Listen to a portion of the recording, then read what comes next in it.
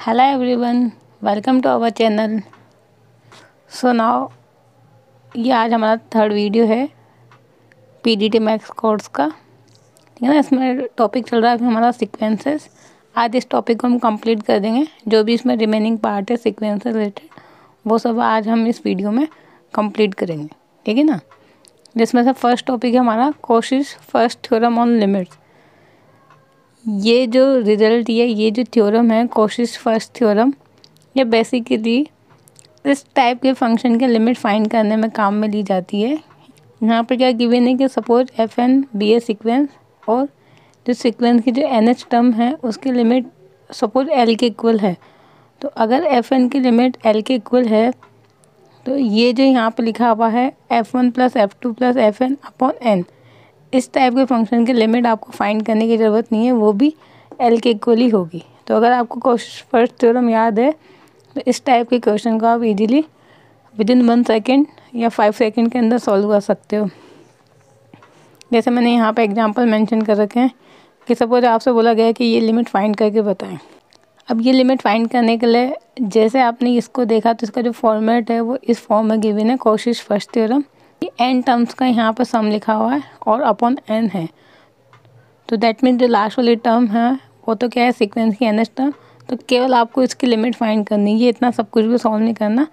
केवल आपके माइंड में ये रिजल्ट याद है तो ये काम करना कि ये है f one plus f two plus f n. तो एफ एन को कंपेयर करना, उसकी लिमिट निकालनी, जो उसकी लिमिट निकलेगी वही ये गिवन लिमिट का आंसर होगा। तो एन की पावर 1 अपॉन एन, इसकी लिमिट होती है 1 के इक्वल। ठीक है ना। स्टैंडर्ड लिमिट है जैसे 1 प्लस 1 अपॉन एन के होल पावर एन बराबर ई होता है, वैसे ये लिमिट एन की power 1 upon n n tends to infinity पे लिमिट 1 के इक्वल होती है। ठीक है ना। तो ये स्टैंडर्ड लिमिट्स याद रखनी होंगी। तो इसका आंसर 1 है। तो कोशिश फर्स्ट थ्योरम से आप बोल देंगे कि this limit is also equal to 1। ठीक। तो एक टाइप का क्वेश्चन आता है कि f one plus f two plus f n upon n आपको गिवन है। एक ये भी पूछा जाता है इस टाइप का भी कि सपोज आपसे बोला गया find the limit of this function. ठीक है ना।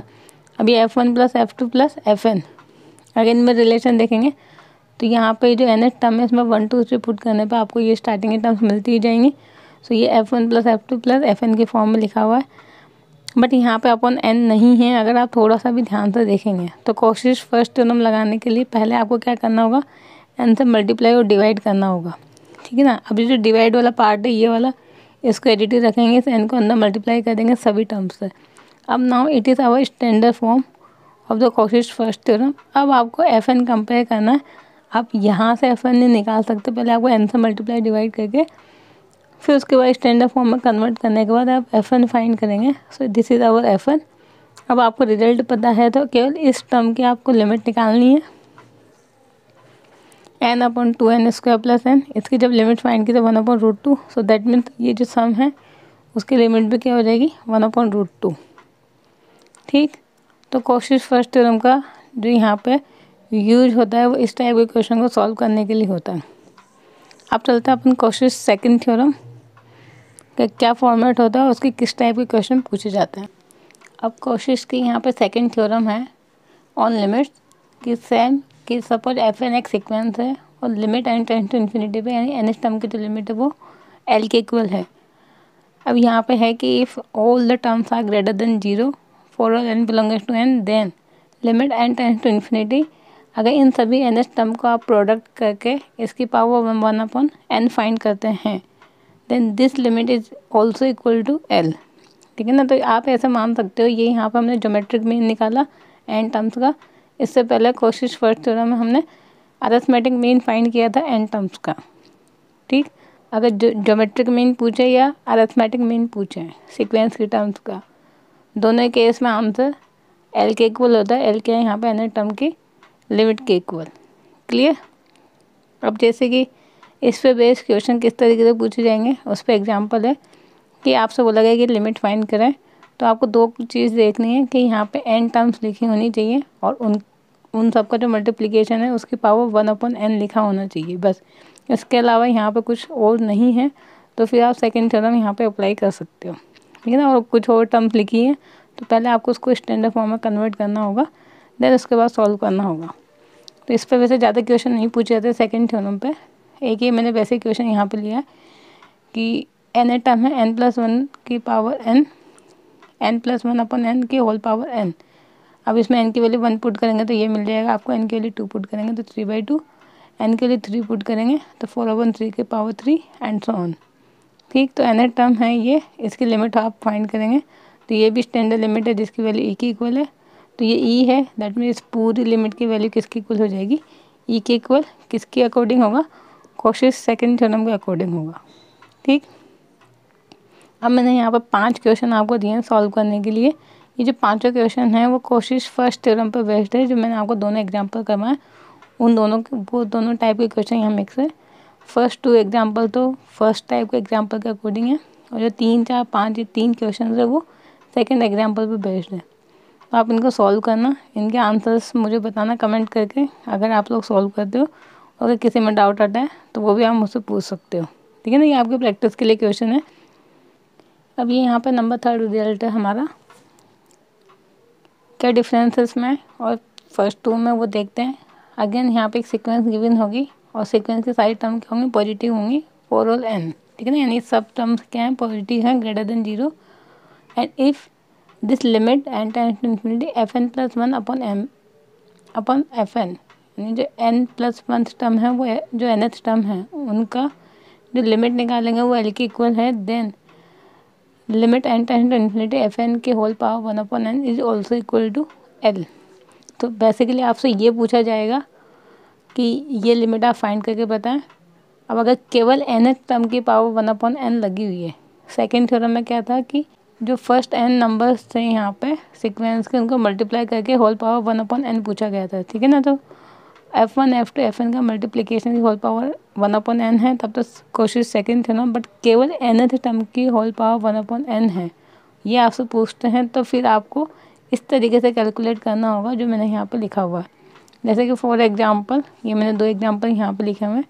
आपसे बोला गया है कि find the limit n tends to infinity n की power n upon n factorial की होल पावर 1/n। अब इसको हम कभी कभी ऐसे भी लिख सकते हैं, ये जो n की पावर n की 1/n है, ये तो बन जाएगा n अपॉन n फैक्टोरियल की होल पावर 1/n। तो अगर ये लिमिट आपसे पूछी जाए तो इसको आप पहले इस फॉर्म में कन्वर्ट करना और फिर इस मेथड से सॉल्व करना। और ये पूछते हैं तो आपके माइंड में ये वाला रिजल्ट आ जाना चाहिए कि ये तो fn के इक्वल है, इसकी होल पावर 1/n आपसे पूछा गया है। तो केवल आपको fn निकालना है जो कि ये होगा, इसकी n+1 टर्म लिखनी है। जहाँ जहाँ भी n आपको दिख रहा है वहाँ वहाँ सब जगह n+1 पुट कर दीजिए। अब n+1/fn की लिमिट फाइंड करेंगे जैसे जनरली फाइंड करते हैं। ये हमने यहाँ पे वैल्यूज पुट करी। अब इसको सॉल्व करने के लिए यहाँ से हमने n+1 यानी इसको तो अलग कर दिया, ठीक है ना। अब ये जो n+1 की होल पावर 1 है और यहाँ से n+1 कॉमन लेंगे तो आपस में कैंसिल, n फैक्टोरियल से n फैक्टोरियल कैंसिल, केवल बचेगी ये टर्म। अब ये स्टैंडर्ड लिमिट हमें पता है e की इक्वल होता है, तो if this limit equal to e so that mean fn की होल पावर 1/n ये भी किसकी इक्वल होगी, e के इक्वल। तो कुल मिला के आपको ये कैलकुलेट करना है, इतना सा पार्ट ये बस, ठीक है ना। ये कैलकुलेट करेंगे, इतना सबको लिखने की ज़रूरत नहीं है। तो केवल मैंने आपको एक्सप्लेन करने के लिए बताया हुआ है। क्वेश्चन देखेंगे, क्वेश्चन में से आप डायरेक्ट fn निकालेंगे, ये वैल्यूज पुट करेंगे और सॉल्व करेंगे आंसर। तो जो आंसर मिलेगा वही क्वेश्चन का आंसर होगा। जैसे कि इस क्वेश्चन में भी देख लेते हैं, ये आपसे पूछा गया है कि ये लिमिट फाइंड करके बताएं 3n factorial upon n factorial का होल क्यूब की होल पावर 1/n, यानी ये fn की पावर 1/n लिखा हुआ। तो अगर केवल nth टर्म लिखी हुई है तो nth टर्म यहाँ से निकाल लेंगे, ऐसे n+1 टर्म लिख देंगे। तो जहाँ जहाँ n है तो n की जगह पे आप क्या लिखोगे, n+1 3 से मल्टीप्लाई करेंगे तो 3n+3, ठीक है ना। ऐसा नहीं कि आप इसको 3n+1 लिख दें, ये ब्रैकेट में लिखेंगे n की जगह पे n+1 और फिर ये इस तरीके से लिखा जाएगा। अगर n फैक्टोरियल बनेगा n+1 फैक्टोरियल का होल क्यूब fn+1/fn इसमें पुट कर देंगे। अब ये 3n फैक्टोरियल है, जब इसको ओपन करेंगे तो 3n+3 +2 +1, बाकी ये 3n फैक्टोरियल से 3n फैक्टोरियल कैंसिल, इसमें तो n+1 कॉमन लेंगे तो n+1 का होल क्यूब, यहाँ से 3n कॉमन लेंगे 3 टाइम्स तो 27n³, यहाँ से भी n कॉमन लेंगे n³ कैंसिल होंगे, लिमिट क्या मिलेगी 27। सो अगर ये लिमिट 27 है सो fn की होल पावर 1/n की लिमिट भी क्या होगी 27 के इक्वल, ठीक। तो ये जो नंबर 3 रिजल्ट है उसका यूज़ इस टाइप के क्वेश्चन को सॉल्व करने के लिए लिया जाता है। अब नेक्स्ट टॉपिक है हमारा कोशी सीक्वेंसेस। जो कोशी सीक्वेंस होती है उसकी पहले तो मैंने यहाँ डेफिनेशन लिखी हुई है, इसको देखते हैं कि a sequence f n is said to be Cauchy sequence if for all epsilon greater than 0 there exist m belongs to n। मीन्स किसी भी एप्सिलॉन के लिए यदि आपको कोई ऐसा पॉजिटिव इंटीजर m ऐसा मिल जाता है सच दैट कि जो सीक्वेंस की टर्म्स हैं एफ एन और एफ एम, इनका जो डिफरेंस है वो लेस देन एप्सिलॉन हो जाए, here for all n greater than equal to m। इसका मीनिंग है सीक्वेंस की हमें टर्म्स लेनी है। ऑब्वियसली यहाँ पे होगा f1 f2 ऐसे f3।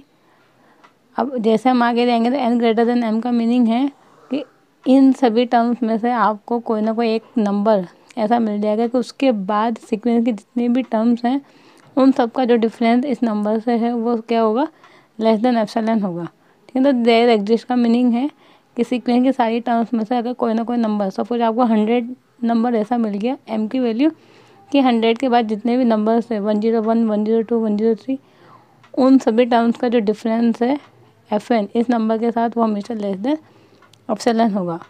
अगर किसी सीक्वेंस के लिए ऐसा पॉसिबल है then this type of sequence is known as Cauchy sequence. तो ऑब्वियसली हर सीक्वेंस के लिए ऐसा पॉसिबल नहीं होगा, किसी किसी सीक्वेंस के लिए होगा, तो जिनके लिए होता है वो सब क्या बन जाएंगी, कोशी सीक्वेंसेस। ठीक, तो ये तो होगी इसकी फर्स्ट डेफिनेशन।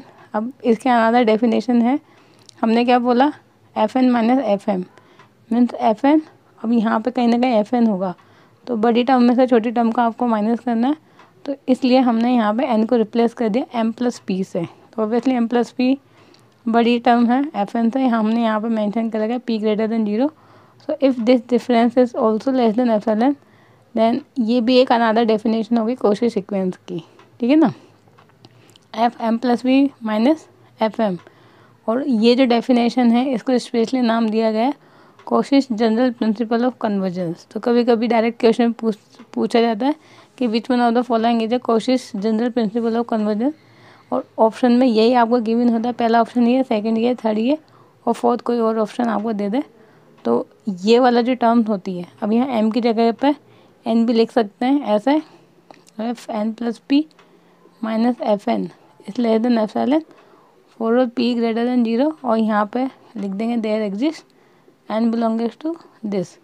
तो बात एक ही है, एम लिखो एन लिखो, बट इस तरीके से डिफरेंस जो लिखा होगा वो होगा Cauchy general principle of convergence. ठीक, और जो नंबर थर्ड है वो इस तरीके से लिखा होता है कि दो नंबर्स पी एंड क्यू, क्योंकि मैंने बोला कि कोई ना कोई एक नंबर ऐसा मिल जाएगा उसके बाद के जितने भी टर्म्स हैं उनका जो डिफरेंस इस नंबर से वो क्या होगा, लेस देन एप्सिलॉन। अब आप यहाँ पे इस नंबर के बाद के अलावा कोई भी दो पॉइंट्स या कोई भी दो टर्म्स ले सकते हैं। तो हमने F P and F Q लिया, जो दोनों नंबर है वो एम से क्या है, बड़े या बराबर हैं। यानी ये जो नंबर आपको मिला उसके बाद पी यहाँ कहीं होगा, क्यू यहाँ पे होगा, तो ये जो यहाँ पर P and Q greater than equal to M, इन दोनों का जो डिफरेंस है मोड लगा दिया, तो ऑब्वियसली पॉजिटिव वैल्यू लेनी है। अगर इनका डिफरेंस नेगेटिव भी आ रहा है तो आपको पॉजिटिव लेना है, तो इनका जो डिफरेंस होगा वो भी क्या होगा, लेस देन एप्सिलॉन के इक्वल होगा। ठीक है ना, तो ये भी एक अनदर डेफिनेशन है। इस बार D triple S B T G T के एग्ज़ाम में ये वाला जो स्टेटमेंट है यही आपसे पूछा गया था कि कोशी सीक्वेंस का यहाँ पे स्टेटमेंट कौन सा है, और ये वाला स्टेटमेंट लिखा हुआ था वहाँ पे। तो कभी कभी हमें कोशी सीक्वेंस चेक करने के लिए ये जो डेफिनेशन मैंने यहाँ पे लिखी वो भी काम में लेनी होती है, और कभी कभी किसी क्वेश्चन को हम थ्योरम से भी सॉल्व कर देते हैं। तो किस टाइप के क्वेश्चन में हमें यहाँ पे डेफिनेशन अप्लाई करनी है और किस टाइप के क्वेश्चन में हम थ्योरम या रिजल्ट से सॉल्व करेंगे, वो मैं विद एग्जांपल अब आपको एक्सप्लेन करती हूँ। जैसे पहले ही मैंने यहाँ दो थ्योरम मेंशन कर रखी कोशी सीक्वेंस के लिए। नंबर 1 है कि every Cauchy sequence is bounded. अगर कोई सीक्वेंस कोशी है तो फिर उसकी बाउंडेडनेस चेक करने की ज़रूरत नहीं है, आप बोल देंगे, क्योंकि सारी की सारी कोशी सीक्वेंस के होंगे, बाउंडेड होंगी। ठीक है ना। फिर नंबर 2 मैंने लिखा कि a sequence convergent if and only if it is a Koshi sequence. तो ये सबसे ज़्यादा इंपॉर्टेंट रिजल्ट है कोशी के लिए। अगर किसी भी सीक्वेंस को चेक करना है कोशी है नहीं है तो उसकी कॉन्वर्जेंट चेक कर लीजिए कि वो कन्वर्जेंट है नहीं है। और कन्वर्जेंट चेक करना सिंपल है कि जो भी आपको सीक्वेंस गिवन है उसकी लिमिट फाइंड करके देख लेंगे n tend to infinity f n पे, कि वो लिमिट यूनिक होनी चाहिए और एग्जिस्ट करनी चाहिए। If it is exist and unique then it is convergent, और कन्वर्जेंट है तो वो कोशी होगी। ठीक है ना। तो कोशी चेक करने के लिए ज़रूरी नहीं है कि हम हर क्वेश्चन में डेफिनेशन अप्लाई करें, आप इस थ्योरम की हेल्प से भी चेक कर सकते हो कोशी सीक्वेंस है या नहीं है।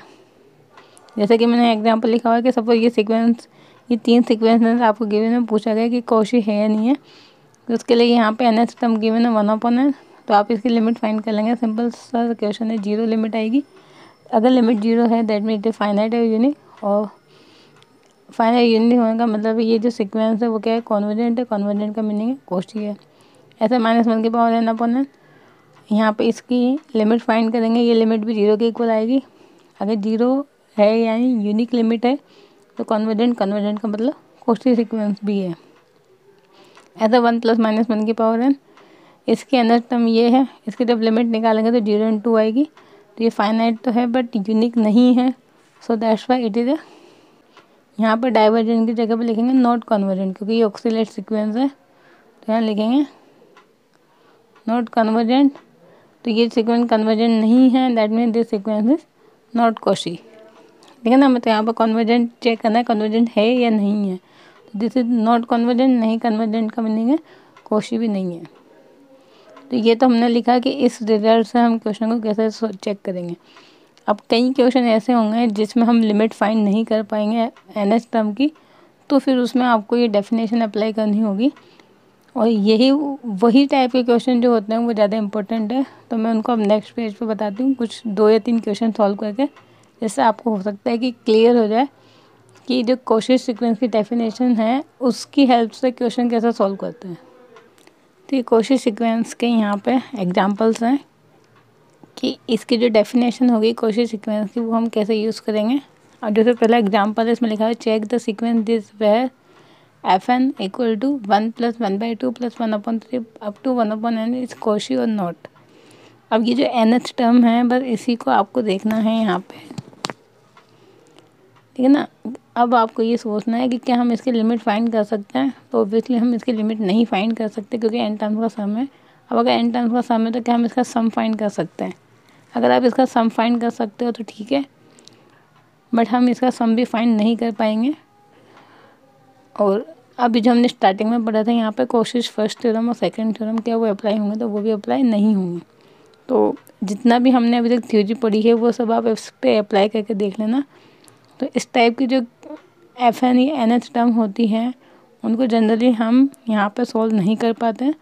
तो फिर हमें यहाँ पे इसको कोशी है या नहीं चेक करने के लिए जो इसकी स्टैंडर्ड डेफिनेशन है वो काम में लेनी होती है। अब इन क्वेश्चंस को आप अच्छे से समझना है यहाँ पे। तो ये इसकी nth टर्म है, इसकी हम लिमिट फाइंड नहीं कर सकते, तो हमने यहाँ पे कोशी क्राइटेरिया क्या बोलता है कि nth टर्म में से mth टर्म को माइनस कर दीजिए। यानी अगर n > m है तो fn माइनस के fm हम यहाँ पे फाइंड करते हैं। अब इसका मीनिंग है ये n बड़ा है, यहाँ पे m छोटा है, तो n बड़ा होने का मीनिंग है n टर्म्स यहाँ पे मिलेंगे और m टर्म्स यहाँ पे होंगे। ठीक है ना। और ये यहाँ से स्टार्ट है, तो अगर इन टर्म्स में से आप इन टर्म्स को माइनस करेंगे तो कौन सी टर्म्स मिलेंगी, ये वाली। तो बेसिकली आपको m के आगे की जितनी भी टर्म्स है वो लिख देनी है। तो अगर हम n में से m को माइनस करेंगे, ठीक है ना, तो यहाँ पे आपको क्या मिलेगी m + 1 m + 2, m के आगे के जितने भी टर्म्स है वो सब मिलेंगे, यानी m + 1 m + 2 up to fn। ऐसा हर क्वेश्चन में आपको करना है कि m को माइनस करने के बाद यहाँ ये वाली जो टर्म है इसको आगे m के आगे जो भी टर्म्स मिलेगी उसके अकॉर्डिंग आपको यहाँ पे इसको लिख देना है। तो ये मैंने लिख दिया fm + 1 fm + 2 प्लस fn, ये टर्म्स आपको मिलेंगी। अब fm + 1 का मीनिंग है nth टर्म 1/n है, तो उसके अकॉर्डिंग आपको इसको इस तरीके से लिख देंगे। अब ये सारी टर्म्स क्या पॉजिटिव है तो मोड लगाने की यहाँ पे आपको ज़रूरत नहीं, तो मोड हटा के हमने इसको लिख दिया। अब ये जो डिफरेंस आया हमारे पास इसको हमें चेक करना है कि ग्रेटर देन कोई नंबर आपको मिल जाए या फिर लेस देन कोई नंबर मिल जाए। वो जो नंबर होगा वो एप्सिलॉन के इक्वल होगा, जो कि 0 से 1 के बीच में आपको वो नंबर मिलना चाहिए। अब वो फाइंड करने के लिए इजी मेथड है कि यहाँ पे ये जो n है इसको आपको 2m से रिप्लेस कर देना है, तो ये पूरा कम्प्लीटली m में कन्वर्ट हो जाएगा। और ऑब्वियसली ये जो n है वो m से बड़ा है यहाँ पे। ठीक है ना। हमें इस तरीके से n लेना है कि वो m से बड़ा आ जाए। तो n बराबर जो हमने 2m लिया वो यहाँ पे बड़ा है, तो ये इसमें कन्वर्ट हो गया। अब ये जो रिलेशन होता है वो हम ये जानते हैं इजीली कि जो m+1 है और ये जो m+1 की जगह पे हमने अगर m से रिप्लेस किया तो इन दोनों के बीच में रिलेशन क्या होगा, ये होगा ग्रेटर देन। तो 1/, अगर m+1 करेंगे तो ऑब्वियसली ग्रेटर देन 1/m+m। तो अगर हम इसको रिप्लेस करेंगे इससे तो ग्रेटर देन का साइन आएगा। ऐसे ही 2 को रिप्लेस करेंगे इसे m+m से तो ग्रेटर देन का साइन दिस वन। या हम ऐसा क्यों कर रहे हैं, क्योंकि इसमें से हमें m हटाना है। तो m हटाने के लिए हमने 1 2 3 अप टू इनको m से रिप्लेस कर दिया और इक्वलिटी को लगा दिया कि this is greater than this greater than this one. अभी टोटल क्या है यहाँ पे m टर्म्स है, m/2m बन जाएगा यानी 1/2। सो ये जो डिफरेंस है वो यहाँ पे 1/2, बट ग्रेटर देन का साइन यानी ग्रेटर देन 1/2 आ गया।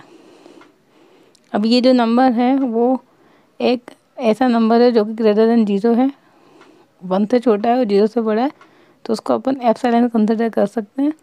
तो आपको एप्सिलॉन तो मिल गया 1/2, बट यहाँ पे ये दोनों डिफरेंस है वो क्या होगा, ग्रेटर देन एप्सिलॉन।